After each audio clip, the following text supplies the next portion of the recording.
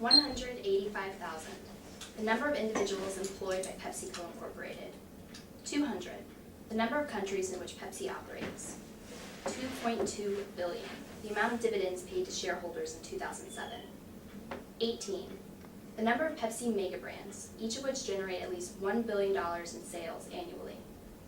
These statistics remind us of just how far Pepsi's reach extends, of just how many individuals are affected by this global company.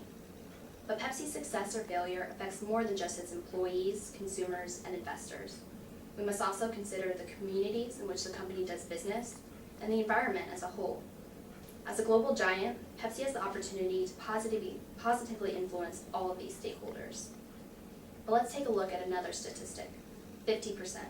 The decline in sales of soft drinks in India after the Center for Science and Environment accused Pepsi of producing cola with excessive pesticide levels.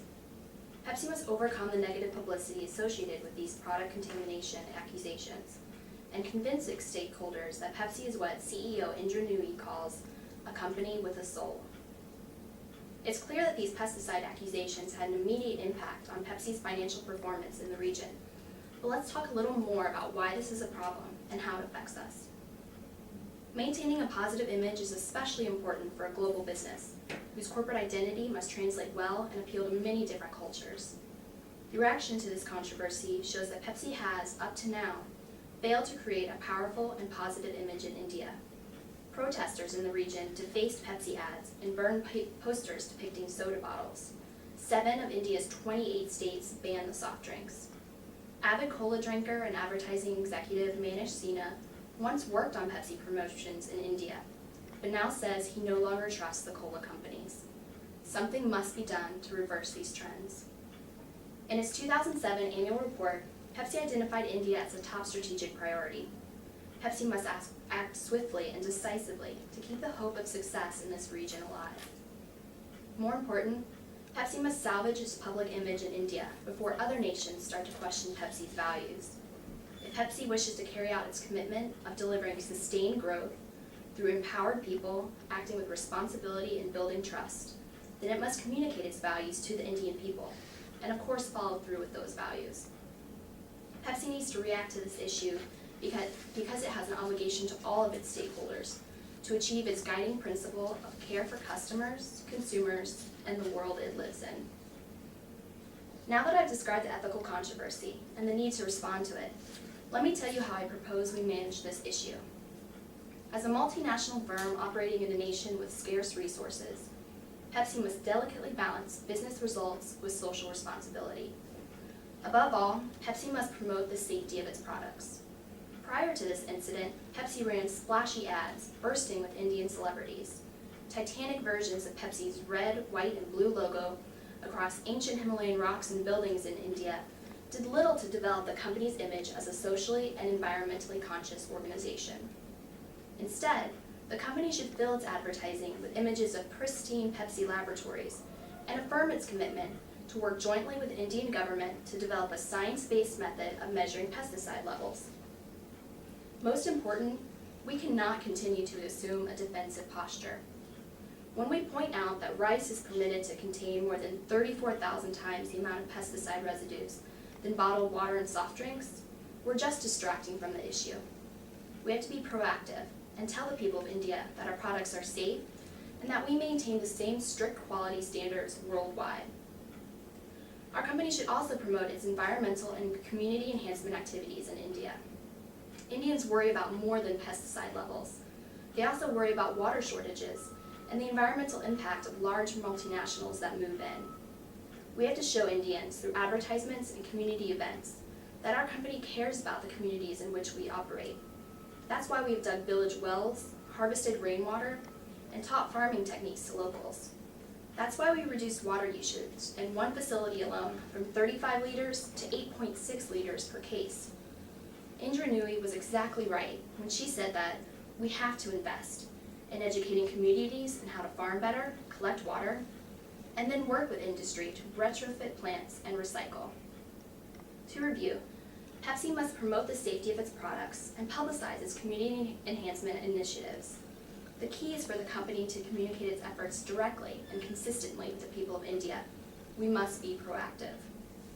Now let's think about what life would be like, first without this plan, and then with the plan.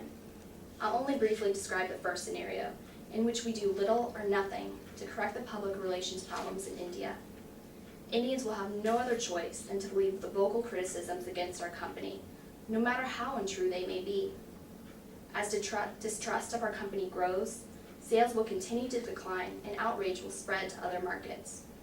Our values will be questioned and our strategic priorities will fall apart, a bleak outcome. But under the second scenario, there is hope.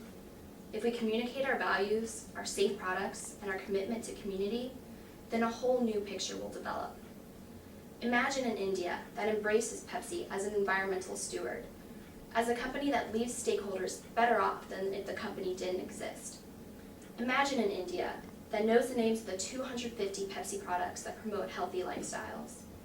Imagine an India that is aware of Pepsi's distinction as a member of the Dow Jones Sustainability Index, which recognizes leading companies for their economic, environmental, and social performance.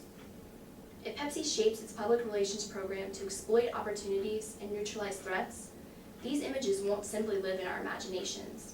They will be Pepsi's reality. There are some things that we can do to support the plan I've just outlined. First, Pepsi's leadership must be committed to whatever public relations strategy we ultimately adopt. We must generate a consistent message both inside and outside the organization.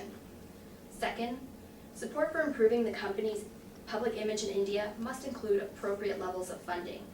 We have to recognize that creating a positive public image is a sound investment. Finally, we must remember to be flexible. As a global company, we are subject to constantly changing regulations, technology, and consumer preferences. We must be proactive and adaptable. Allow me to summarize why these actions are necessary. Pepsi is facing serious challenges in India involving government regulations and public perceptions. Negative publicity has resulted in declining sales figures and public outrage against the company. In order to reestablish our commitment to our stakeholders in India and across the world, we must respond swiftly.